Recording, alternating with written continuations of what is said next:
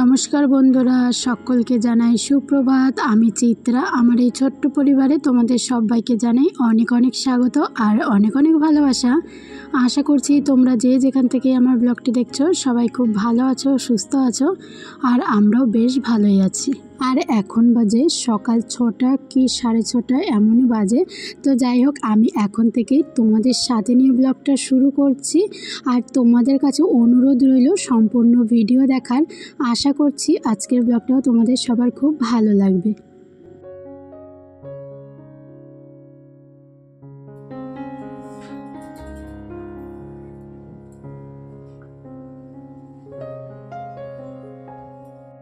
আর আমি সকাল 6টায় ঘুম থেকে উঠেছি। তো ঘুম থেকে ওঠার পরে আমার কিন্তু কাজকর্ম শুরু হয়ে গেছে। তো প্রথমে আমি বিছানাটা গুছিয়ে নিলাম। তো বিছানাটা গুছানোর পর এখন আমি বাসি ঘরটা ভালো করে ঝাড় দিয়ে নেব। আর তোমরা কে কোথা থেকে আমার ব্লগটি দেখছো অবশ্যই কমেন্ট করে জানিও, তাহলে আমার ভীষণ ভালো লাগবে আর আমি জানতে পারবো যে তোমরা কোথা কোথা থেকে আমার ভিডিওটা দেখছো।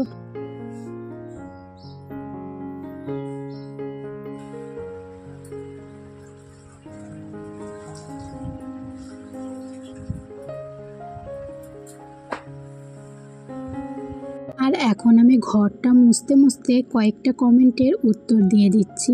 তো প্রথমেই বিশ্বনাথ দাদাভাই আমাকে জিজ্ঞাসা করেছে যে দিদিভাই তোমার বাড়ি কোথায়। তো আমার বাড়ি হচ্ছে উত্তর দিনাজপুর জেলার রায়গঞ্জ শহরে। তারপরে সুস্মিতা কি দুনিয়া দিদিভাইটা বলেছে পুরো ভিডিও দেখলাম, খুব ভালো লাগলো, পাশে আছি। তো অসংখ্য ধন্যবাদ, এভাবে আমার পাশে থেকো। তারপরে শিপ্রাস সিম্পল লাইফস্টাইল, তো দিদিভাই আমাকে বলেছে অনেক ভালো লাগলো, মায়ের হাতের সব রান্না মজার হয়। সত্যি তাই, মায়ের হাতের সব রান্না সত্যি সত্যি খুব মজার হয়। তারপরে এক দিদিভাই কমেন্ট করেছে অপরাজিতা ব্লগ মিঠু, খুব ভালো থেকো। তো আমি তো খুব ভালো আছি, তুমিও খুব ভালো থেকো দিদিভাই। তো তারপরে একজন কমেন্ট করেছে পিয়ালি দাস, খুব সুন্দর লাগলো, অসংখ্য ধন্যবাদ দিদিভাইকে। তারপরে বলেছে সুচেতা লাইফস্টাইল, দারুণ লাগলো, তো অসংখ্য ধন্যবাদ। বিউটি বিধান, খুব সুন্দর, এভাবে এগিয়ে যাও। তো অসংখ্য ধন্যবাদ, এভাবে আমার পাশে থেকো, তাহলে আশা করছি আরও এগিয়ে যেতে পারবো। তোমরা সাপোর্ট করলে আমি এগিয়ে যেতে পারবো। তো তারপরে একজন বলেছেন কৃষ্ণা বর্মন, দিদি ভালো লাগলো। তো সবাইকে অসংখ্য অসংখ্য ধন্যবাদ। তো তোমরা কমেন্ট করেছো, আমার খুব ভালো লেগেছে আর আমি প্রত্যেকের কমেন্টের রিপ্লাইও দিয়েছি। তবুও ভিডিওতে সবার নাম নিয়ে নিলাম। তো এইভাবে তোমরাও কমেন্ট করো, তাহলে মাঝে মধ্যে আমি তোমাদের নাম নিতে পারবো আর আমার নাম নিতে ভীষণ ভালো লাগে আর আমিও খুব উৎসাহ পাই, জানো তো। তো যাই হোক, অসংখ্য ধন্যবাদ তোমাদের আমাকে এইভাবে সাপোর্ট করার জন্য, আর এভাবেই সাপোর্ট করতে থাকো। তো তোমাদের কমেন্ট পড়তে পড়তে এখানে আমি গ্যাস ওভেনটা মুছে নিলাম। কি বলো তো, কালকে চা করেছিলাম সন্ধেবেলায়, তো সেই চায়ের জলটা ওভেনের উপরে পড়েছিল। তো পরের দিন সকালবেলা দেখছি ওভেনের উপরে পিঁপড়ে হাঁটছে। তো সেই জন্য ঝটপট আগে ওভেনটা মুছে নিলাম। তো তারপরে চলে এসেছি কল পাড়ে। তো এই টিফিন বাটিটা ধুয়ে নেব। আর কালকে সন্ধেবেলায় প্রাপ্তি দুধ কমপ্লেন খেয়েছিল, তার সাথে আমি খেয়েছিলাম কফি। তো সেই কাপগুলো ধোয়া হয়নি, তো এখন সেগুলোই ধুয়ে নিচ্ছি।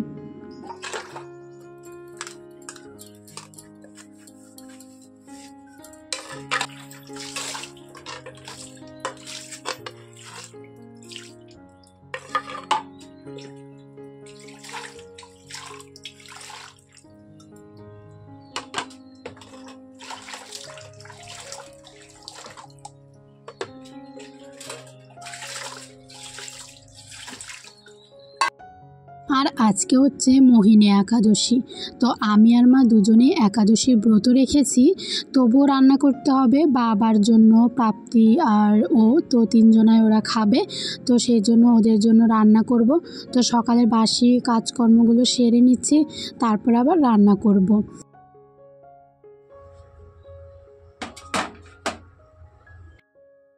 আর আমি তো অনেক কয়েকদিন ধরেই একাদশী করছি, তো মা আগে খুব একটা করতো না, ওই মাঝে মধ্যে দু একটা করতো।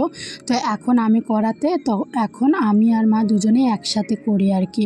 তো যাই হোক, এখন আমি মার ঘরের বারান্দাটা মুছে নিচ্ছি। তো এই ঘরটা মাটি, কিন্তু বারান্দাটা প্লাস্টার করা।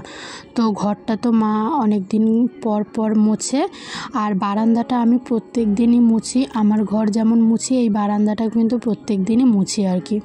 তো এখন ওই সকালবেলা বারান্দাটা মুছে নিচ্ছি, আর তারপরে আবার এই বারান্দায় বেশিরভাগ আমাদের খাওয়া দাওয়া হয়, তো সেই জন্য এই বারান্দাটা মুছতেই হয় আর কি।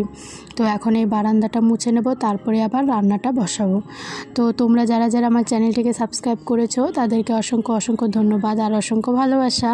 আর যারা এখনও করনি তারা অবশ্যই আমার চ্যানেলটিকে সাবস্ক্রাইব করে রাখো বন্ধুরা, আমার পরবর্তী ভিডিও দেখার জন্য।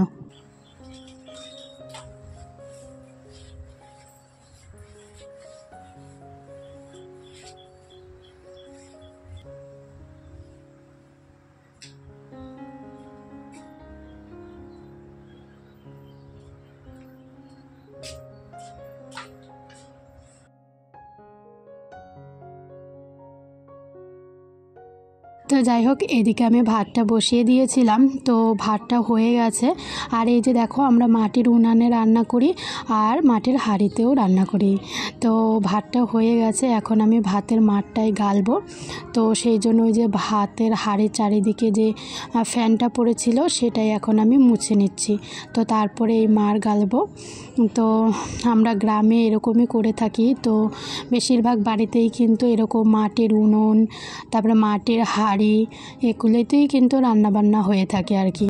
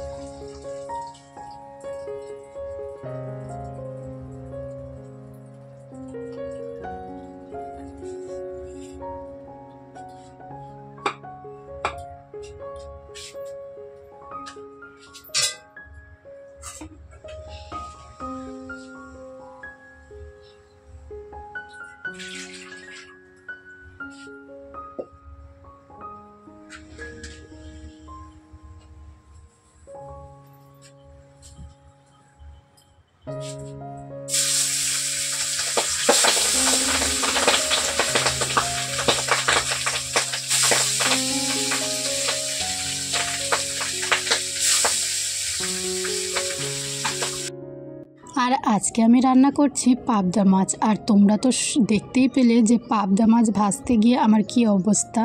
তো প্রথমে তেল গরম করে মাছগুলো যখনই দিয়েছি তখনই কিন্তু তেল ছিটিয়ে আমার মুখে এসেছে। তো সেই জন্য আমি ভয়ে ওইভাবে মাছগুলো আর কি কড়াইতে দিচ্ছিলাম। তো বিয়ের আগে আমি কোনো দিনই যেগুলো মাছ তেলে দিলে ফোটে সেগুলো তো ভাজতামই না, তবে এখানে এসে ওই ভাজতে হয় আর কি। তো সাবধানে একটু করতে হয়, তবুও মাঝে মাঝে একটু আধটু ছ্যাঁকা খেয়ে নিই। তো আজকেও তাই হয়েছে, একদম দিতে না দিতেই অমনি আমার মুখে এসে তেলের ছিটে লেগেছে। তো যাই হোক, ওদিকে আমি তরকারি করছিলাম আর এদিকে আমি পটল কেটে নিচ্ছি, পোস্ত দিয়ে পটল করব। আর যেহেতু বাবা আর তোমাদের দাদাভাই খাবে, তো দুজন খাবে, সেই জন্য অল্প অল্পই রান্না করছে। আর তার সাথে শাকও ভেজেছিলাম, তো শাকটা বাবা পরে এনেছে বাজার থেকে।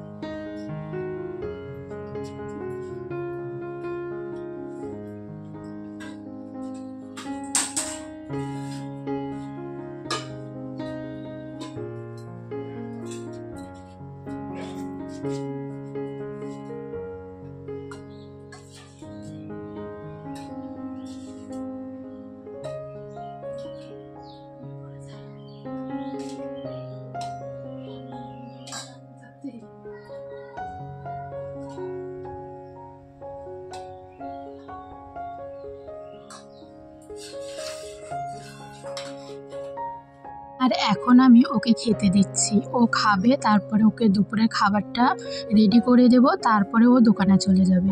তো তারপরে বাবা খাবে, প্রাপ্তি খাবে, তো সবার খাওয়ার ঝামেলাটা চলে গেলে পরে তারপরে আমি স্নান করব, পুজো দেব। তো একাদশীর দিন 12টার সময় আমি ফুল জল দিই, তারপরেই মানে ঠাকুরকেও দিই, তো সেই সাথে কিন্তু আমিও ফল জল 12টার পরেই খাই। তো এই যে এখন ও খাবে, তারপরে সব মানে খাওয়ার ঝামেলাটা হলে পরে তারপরে স্নান করে পুজো দেব।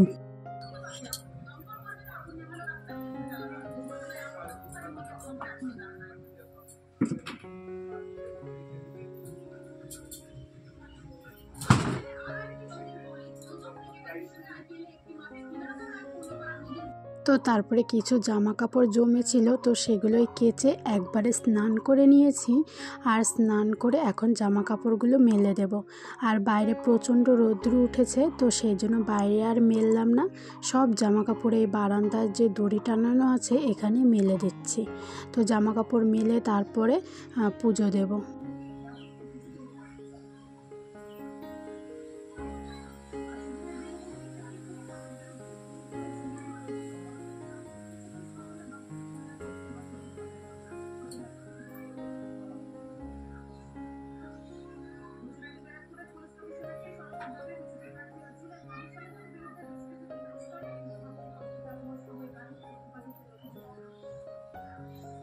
আর এখানে আমার পুজো দেওয়াও হয়ে গেছে। তো চলো বন্ধুরা, আজকের মতো ব্লগটা এই পর্যন্তই। দেখা হবে আরেকটি নতুন ব্লগের সাথে। ততক্ষণের জন্য সবাই খুব ভালো থেকো। টাটা বন্ধুরা।